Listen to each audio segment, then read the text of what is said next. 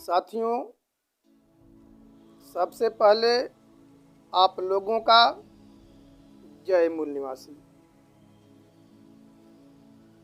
तो दोस्तों, आज हम आप लोगों को मुसलमानों की ज्वलंत समस्याएं के बारे में चर्चा करेंगे, बताएंगे। और मुसलमानों की ज्वलंत समस्या ये बामन मेश्राम साहब के द्वारा लिखी गई पुस्तक मुसलमानों की ज्वलंत नामक समस्या का कुछ अंश जो है कि लिया गया है। इसी पे हम थोड़ा सा आप लोगों को बताने का काम करेंगे, आप लोगों के बीच चर्चा करने की बात कर रहे हैं।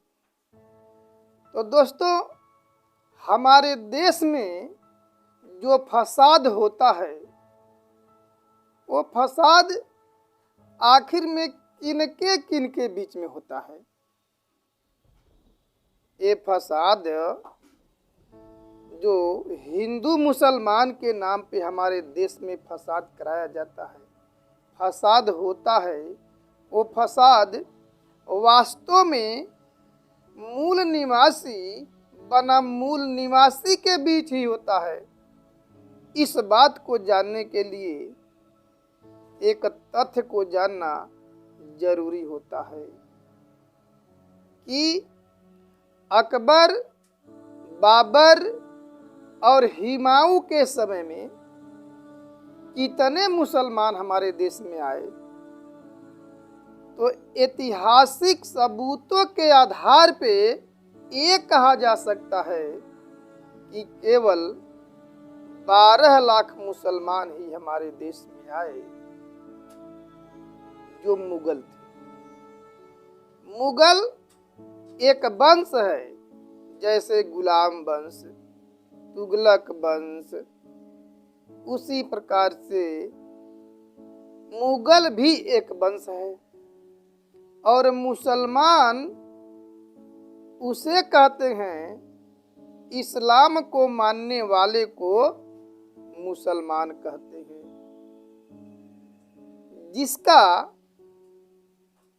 जिसका मुसल्लल ईमान हो, जिसका यकीन पक्का हो, उसे मुसलमान कहते हैं। ये और बात है कि भारत के मुसलमान इतने पक्के नहीं हो सके। तो हमारे देश में केवल 12 लाख मुसलमान ही हमारे देश में आए और आज के डेट में 15 करोड़ मुसलमान हैं। तो 15 करोड़ में से यदि 22 लाख घटा दिया जाए तो 14 करोड़ 88 लाख मुसलमान ये कौन है? तो 14 करोड़ 88 लाख मुसलमान जो SC, ST, OBC से धर्म परिवर्तित किए हुए मुसलमान हैं।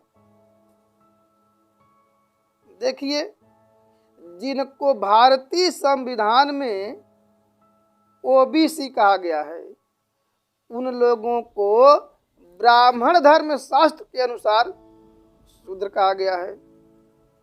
और जिन लोगों को भारतीय संविधान में अनुसूचित जाति, अनुसूचित जनजाति कहा गया है, उन्हीं लोगों को ब्राह्मण धर्म शास्त्र के अनुसार अछूत कहा गया है। जो शोषित हैं, पीड़ित हैं, इन्हीं लोगों ने इन ब्राह्मणी व्यवस्था के अन्याय अत्याचार से त्रस्त आकर के इस्लाम को कबूला। यानी मुसलमान SC, ST, OBC से धर्म परिवर्तित किया हुआ है और SC, ST, OBC के लोग नीच हैं। और मुसलमान भी SC, ST, OBC से धर्म परिवर्तित किया हुआ है इसलिए ब्राह्मण इसको भी नहीं समझता है, इन लोगों को भी नहीं समझता है, इसलिए उनके साथ नीचता का व्यवहार करेगा ही करेगा, जो स्वाभाविक सी बात है, क्योंकि ब्राह्मणों ने अपना इतिहास नहीं भूला है। शायद मुसलमान अपना इतिहास भूल गए हैं।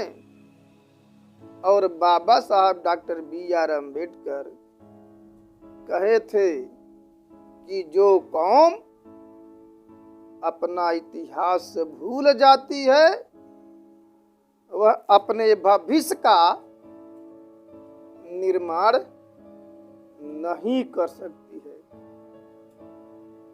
तो मुसलमान यहाँ का मूल निवासी है, जो SC ST OBC से धर्म परिवर्तित किया हुआ है। ये बात विज्ञान के आधार पे, पूरा तत्व के आधार पे, मानव वंश शास्त्र के आधार पे, DNA अनुसंधान के आधार पे ये सिद्ध हो गया है कि मुसलमान यहाँ का मूल निवासी है, जो SC ST OBC से धर्म परिवर्तित किया हुआ है।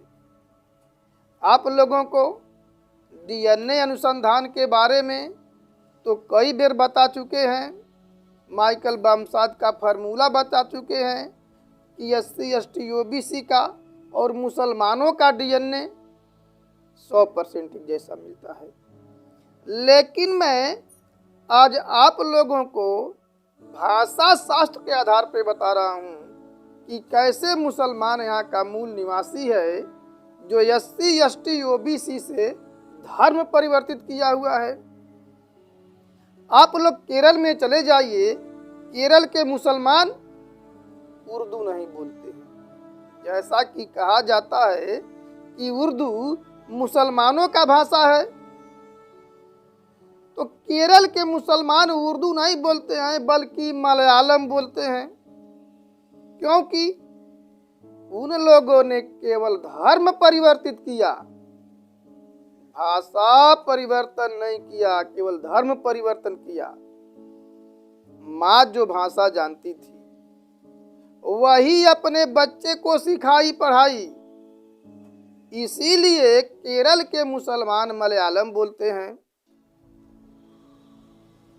आंध्रा के तेलंगाना के मुसलमान तेलुगु बोलते हैं, तमिलनाडु के मुसलमान तमिल बोलते हैं, कर्नाटक के मुसलमान कन्नड़ बोलते हैं, बिहार के मुसलमान, भोजपुर के आसपास के मुसलमान भोजपुरी बोलते हैं, महाराष्ट्र सांगली के आसपास के मुसलमान उर्दू की बात तो बहुत दूर सही से हिंदी भी नहीं बोलते हैं।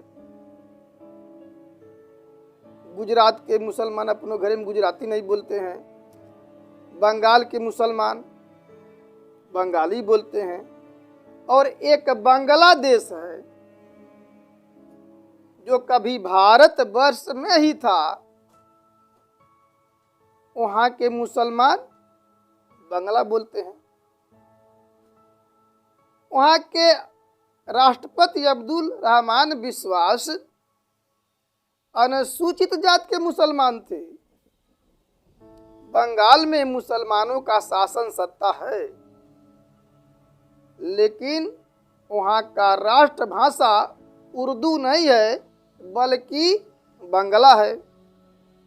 यानी संपूर्ण भारत में, हमारे कहने का मतलब संपूर्ण भारत में भाषा शास्त्र के आधार पर यह सिद्ध हो गया है कि मुसलमान यहाँ का मूल निवासी है, जो SC ST OBC से धर्म परिवर्तित किया हुआ है, और SC ST OBC के लोग नीच हैं, और मुसलमान भी SC ST OBC से धर्म परिवर्तित किया हुआ है। इसलिए ब्राह्मण उनको भी नहीं समझता है, इसलिए उनके साथ नीचता का व्यवहार करेगा ही करेगा, क्योंकि ये स्वाभाविक सी बात है। क्योंकि ब्राह्मण अपना इतिहास नहीं भूला है, शायद मुसलमान अपना इतिहास भूल गए हैं, और जो कौम अपना इतिहास भूल जाती है वह अपने भविष्य का निर्माण नहीं कर सकती है। तो मुसलमान यदि SC ST OBC से धर्म परिवर्तित किया हुआ SC ST OBC है, तो फिर जो वर्तमान में SC ST OBC हैं तो वो कौन है? तो वर्तमान में जो SC ST OBC हैं वह धर्म परिवर्तित नहीं किए हुए SC ST OBC हैं। यानी एक धर्म परिवर्तित किया हुआ शूद्र है तो दूसरा धर्म परिवर्तित नहीं किया हुआ शूद्र है। एक धर्म परिवर्तित किया हुआ मूल निवासी है तो दूसरा धर्म परिवर्तित नहीं किया हुआ मूल निवासी है। तो फिर फसाद होता है तो किनके किनके बीच में होता है? मूल निवासी बना मूल निवासी जो धर्म परिवर्तित किए हुए हैं, जो धर्म परिवर्तित नहीं किए हुए हैं, ऐसे SC ST OBC में होता है। लेकिन दूसरे दिन अखबार में छप करके आती है कि हिंदू और मुसलमानों के बीच फसाद हुआ। SC ST OBC के लोग ये नहीं जानते हैं कि मुसलमान भी हमारा भाई है जो SC ST OBC से धर्म परिवर्तित किया हुआ है। दोनों अज्ञानता में डूबे हुए हैं और इसी का फायदा ब्राह्मण उठाता है। जो धर्म परिवर्तित नहीं किया हुआ SC ST OBC है उनसे क्या कहता है कि मुसलमान तुम्हारे दुश्मन हैं, उनके अंदर रहम नहीं है, उनके अंदर रहम नहीं होती है, वो कभी भी मौका पा करके तुम्हारा गर्दन काट सकते हैं। वे अपने बाप दादाओं को काट करके गद्दी पे बैठे हैं, वे अपनी आबादी बढ़ा रहे हैं, एक दिन तुम्हारे ऊपर राज करेंगे। पता नहीं और कौन कौन सी बातें करके SC ST OBC के लोगों के दिमाग में मुसलमानों के खिलाफ जहर घोलने का काम करते हैं और जहर घोलते हैं, जहर घोल करके इनको भड़काते हैं और मुसलमानों के बस्तियों पे हमला कराते हैं। और जब वो हमला कराते हैं तो फिर वो फसाद का रूप धारण कर लेता है, और जब फसाद का रूप धारण कर लेता है तो आसपास के इलाकों को भी अपने चपेट में ले लेता है। अब शांति नगर के लोग अशांति नगर में जाकर के प्रचार करते हैं कि भारत पाकिस्तान क्रिकेट मैच हो रहा था तो शांति नगर के मुसलमानों ने पटाखे जलाए। अब अशांति नगर के लोग कहाँ मानने वाले, वो अशांति फैलाएंगे ही। वो बिना पूछताछ किए, बिना तहकीकात किए कि सही मायने में शांति नगर में पटाखे जलाए गए कि नहीं, बिना पूछताछ किए, जांच पड़ताल किए मुसलमानों की बस्तियों पे हमला करा देते हैं। और जब हमला हो जाता है, सांप्रदायिक रूप ले लेता है, फिर 10, 20, 100, 50 लोग मारे जाते हैं। जब मारे जाते हैं, मारने के बाद, मर जाने के बाद पुलिस को आदेश दिया जाता है कि उन्हें गिरफ्तार करो, उन्हें हिरासत में लो। तब जा करके शांति का अपील की जाती है।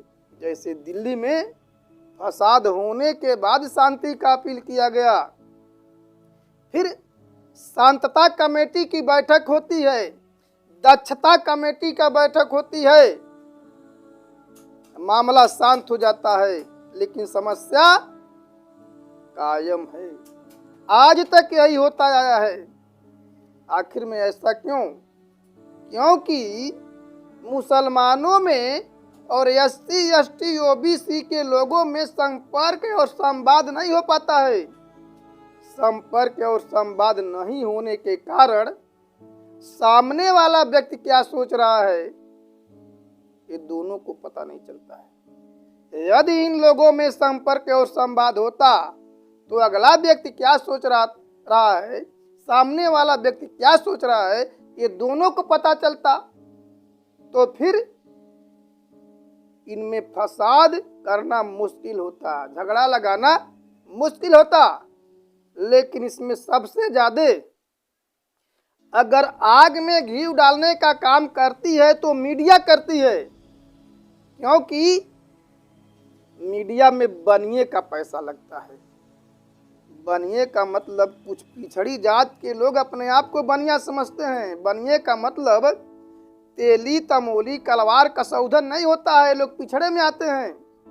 अरे बनिए का मतलब अग्रवाल मड़वारी सिंधी केजरीवाल तेकड़ीवाल उद्योगपति करोड़पति होता है, तो उसमें बनिए का पैसा लगता है, उद्योगपतियों करोड़पतियों का पैसा लगता है और दिमाग ब्राह्मणों का लगता है। इसीलिए गलत बात का समर्थन करने के लिए मीडिया के साथ साथ सरकार के सभी अंग उसके व्यवस्था के समर्थन में खड़ा रहते हैं। तो फसाद इसमें होता है, मूल निवासी बनाम मूल निवासी आपस में ही होता है।